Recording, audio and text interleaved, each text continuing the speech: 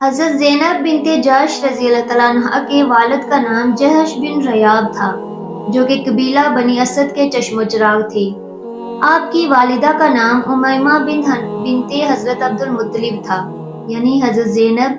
بنت جحش نبی آخر الزمان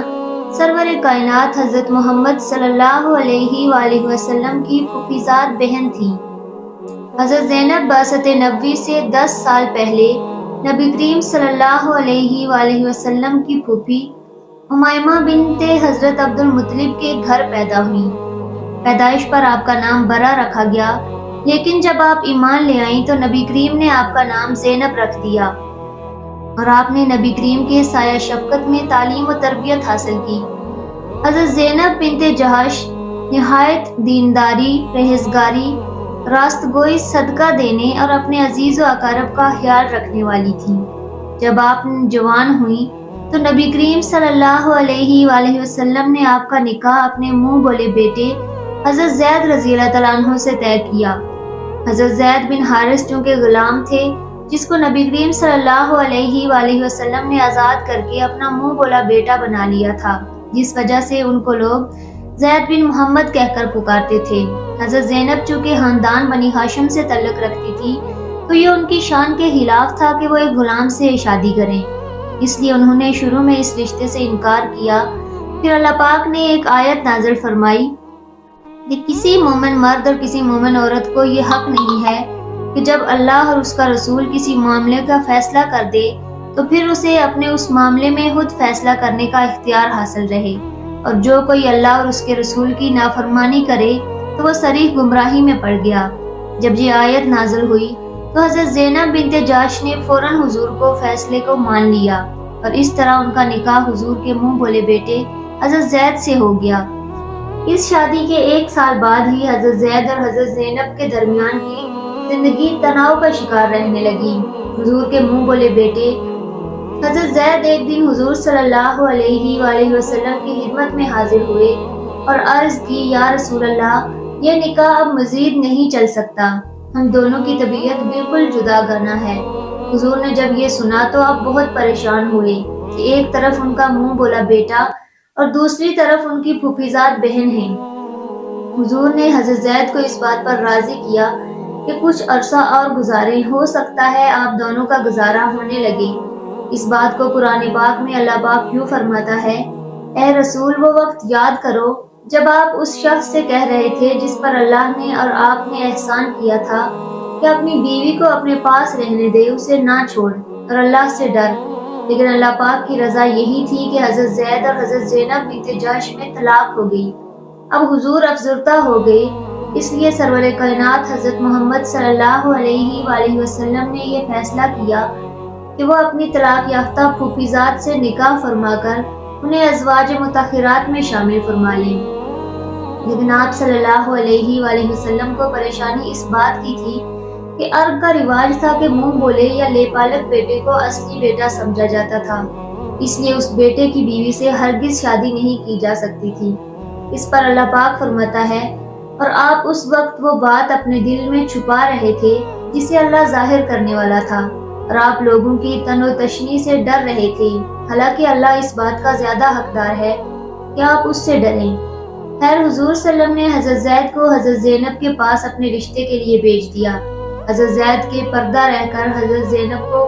حضور صلی اللہ علیہ وآلہ وسلم کا پیغام دیا کہ اللہ کے نبی آپ سے نکاح کرنا چاہتے ہیں۔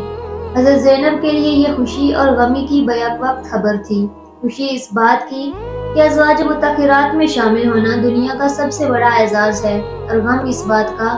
کہ میں تو حضور کے منہ بولے بیٹے زید کی طلاق یافتہ ہوں، پورے عرب میں یہ بات پھیل جائے گی۔ خیر، حضرت زینب حضرت زید سے فرمانے لگی کہ میں بغیر استخارہ کے اس بات کا فیصلہ نہیں کرنا چاہتی۔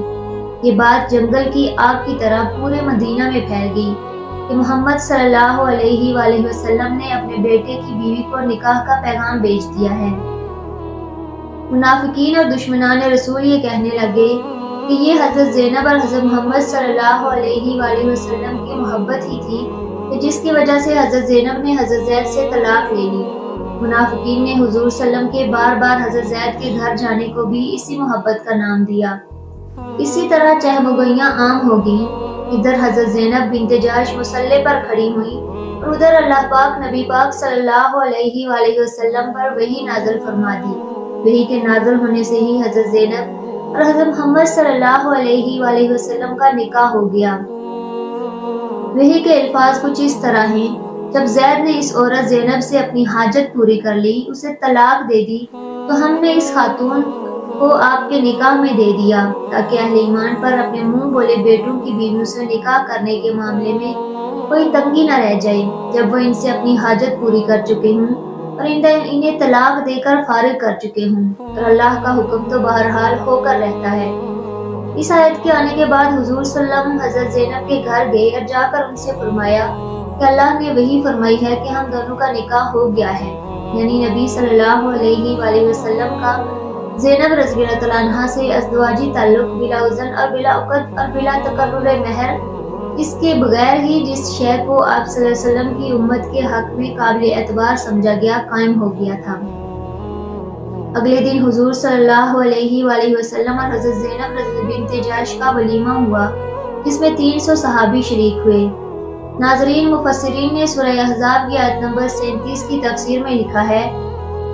کہ جب حضرت زینب رضی اللہ کو اس آیت کے نازل ہونے پر نکاح کی خوشخبری دی گئی تو جس نے بشارت دی تھی اس کو وہ زیور نکال کر دے دیا جو اس وقت پہن رہی تھی، اور خود سجدہ میں گر گئیں اور 2 مہینے کے روزوں کی نیت کی۔ حضرت زینب رضی اللہ کو اس بات پر بجا طور پر فخر تھا کہ سب بیویوں کا نکاح ان کے عزیز رشتہ داروں نے کیا، مگر حضرت زینب رضی اللہ کا نکاح آسمان پر ہوا اور قرآن پاک میں نازل ہوا۔ اسی وجہ سے وہ حضرت عائشہ رضی اللہ عنہا سے مقابلہ بھی کیا کرتی تھی کہ ان کا نکاح آسمان پر کیا گیا، جیسا کہ حضرت عائشہ رضی اللہ عنہا فرماتی ہیں کہ ازواج مطہرات میں زینب بنت جحش کی تھی جو رسول اللہ کی نگاہ میں عزت و مرتبہ میں میرا مقابلہ کیا کرتی تھی۔ ناظرین، حضور صلی اللہ علیہ وسلم کی اس شادی کی فضیلتیں یہ ہیں کہ اسلام نے مساوات کا درس دیا ہے، اس لیے آپ صلی اللہ علیہ وسلم نے ایک غلام کو آزاد فرمایا